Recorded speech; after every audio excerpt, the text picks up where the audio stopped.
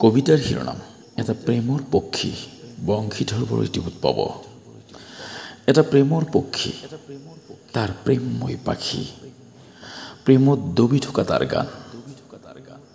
গোটেই দিন প্ৰেমত উমলি ৰাতিও সি হাৰি থাকে। দকমকালিতে বতাহত দেউকা কোবাই ৰুটিনবিহীন যাত্ৰা তাৰ। প্ৰতি ৰাতি সলনি হয়, নজনাকৈয়ে সলনি হয়। কোনোবাই সলাই পেলাই তাৰ ঠাই।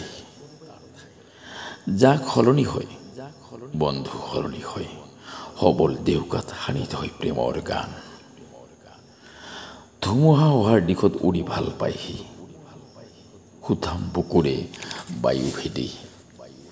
যেতিয়া সি তীক্ষ্ণ বাণৰ দৰে হয়, মোহিত হয়, আকৰ্ষিত হয় লগৰীয়াহঁত। তেতিয়া তাৰ মনত নপৰে তাৰে পিতাই কৈ যোৱা, বাচি খাবা জাগি শুবা, ঘৰৰ মধুচত বজাৰ বান্ধিবা।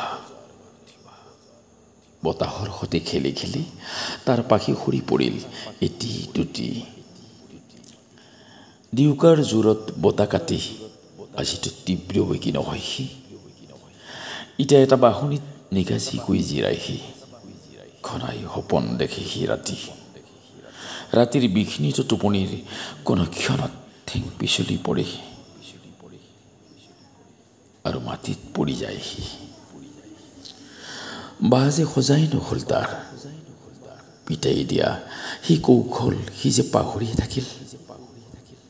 ডালৰ পৰা পিছলি অসুখীয়া হোৱা ঠেঙেৰে আজি সি লগবিহীন ৰুগ্ন পক্ষী।